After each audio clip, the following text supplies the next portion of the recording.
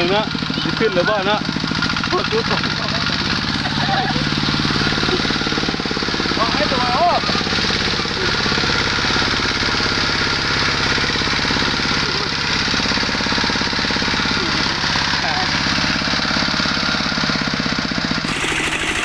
เป็นทางเนาะ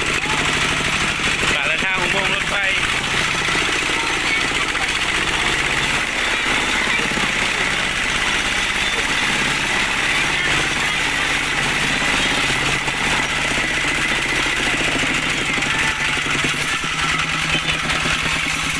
นะมันจะขึ้นอยู่บ่เหรอ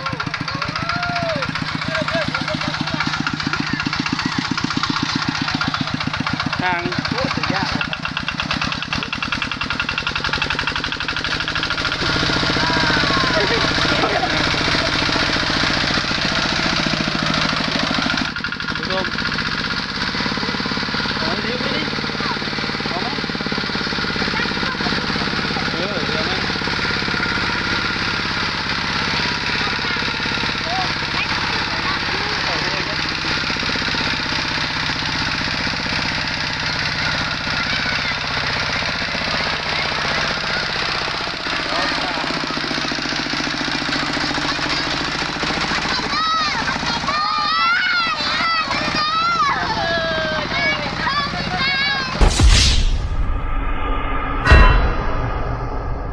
A few moments later. สบายดีเจ๊ลูกส่งครับแกมือเขาจะพามาเบิ่งทางไปหน้าเขาเนาะเบิ่งทางเมืองไปหน้ารถเขาลงหนทางเนาะว่ารถเขาสิไปรอดหรือบ่มือทางมือทาง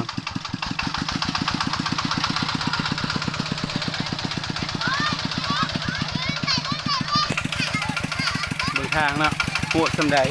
ที่ไปได้เยอะแล้วครับ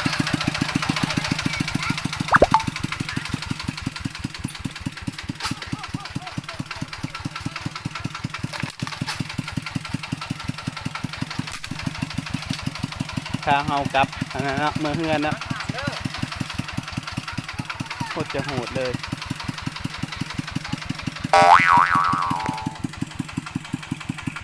นี่เนาะนี่จะเป็นห้วยเนาะนี่จะเป็นห้วยทางเขาลงสั้นเพราะนั้นเลยปัดหน้าภาคมาเดี๋ยวมันลงแล้วมันจะพาเบิ้งแล้วมันจะขึ้นหรือเปล่านี่นะเบิ้งอะลงนะโอ้จะยากเลย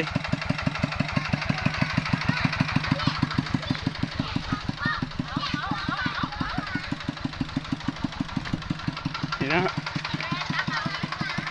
มันจะขึ้นอยู่บ่มาเบิ้งกันเดี๋ยวเลยเนาะมีไม้ในหนึ่งเนาะมันจะขึ้นอยู่บ่เหรอ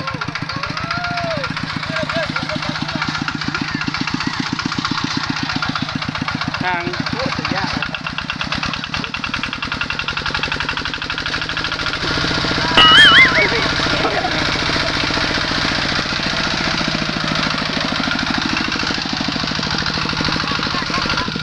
มึงเนาะจะขึ้นหรือบ่เนาะโคตรจุ๊บให้ตัวโอ้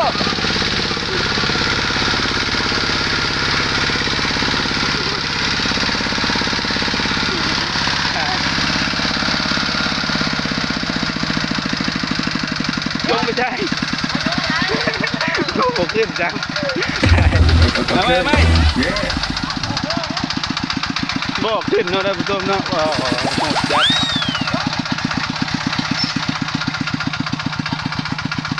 จัดขึ้นทางท่านผู้ชมจะแจงละมันจะแจงละ แจงอยู่ ฮะ แจงอยู่ยังอ้อยังเนาะเราของอ่อนนี่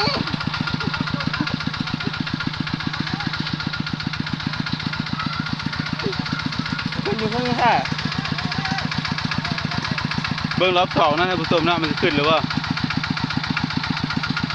พูกะมันมืดเนาะ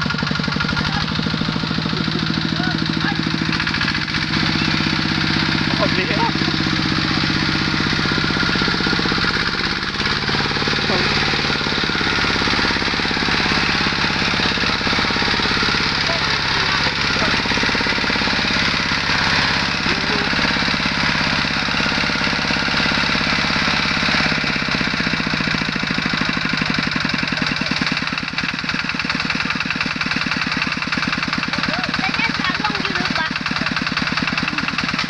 ขึ้นยังท่านผู้ชมโอ้ตายนี่ได้ไปทุบเสื้อเขาแล้วนี่สิ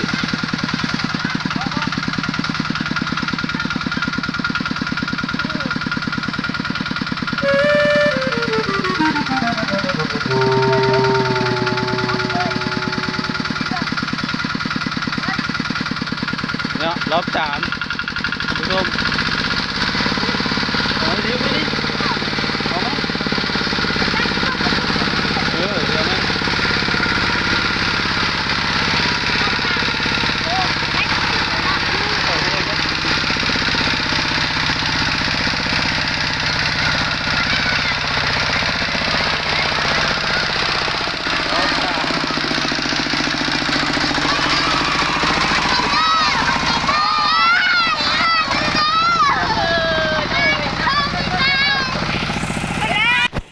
เนาะนี่ขึ้นมาวันนี้น้ำมันเบ็ดเนาะโอ้ท่านผู้ชมเบิ่งเอาเบิ่งน้ำมันเนาะเบ็ดมา ใครดู เนาะขึ้นมาวิจูแล้วเนาะไปข้าวเนาะ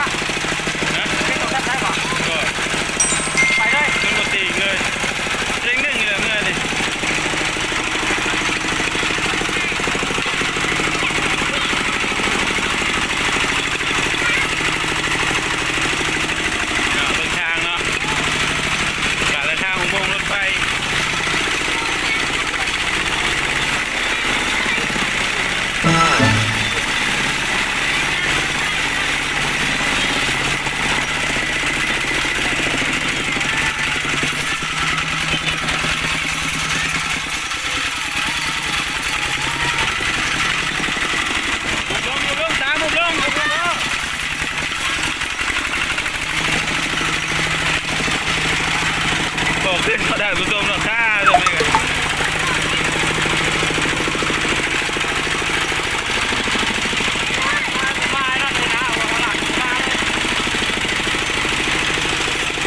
ทางกลับเมืองแล้วเนาะประมาณนี้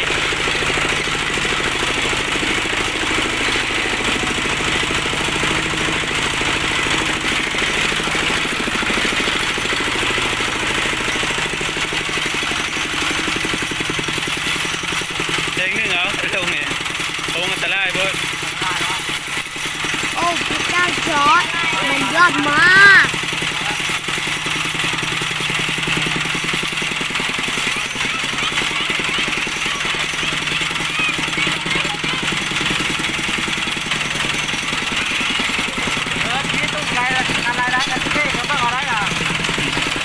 เบิ่งเลยเนาะ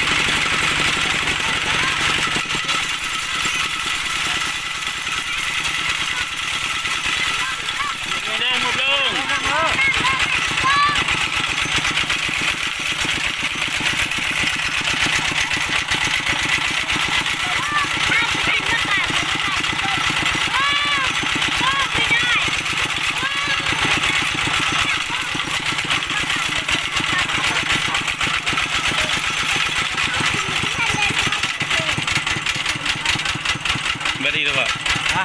น้ำมัน พอแล้วเข้าโค้งอันตรายโค้งเลย ตัวฮักโซ่ ไม่ตัวนั้น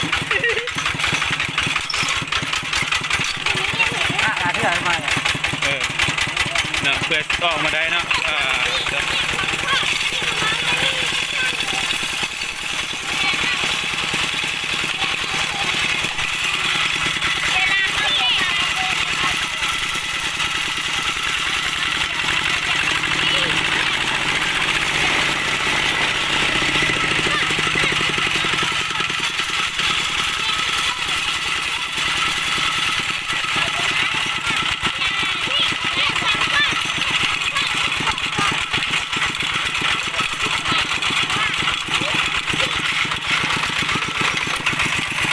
เนาะขอเทือนแล้วเนาะโอ้ยทีมงานขอจบรีวิว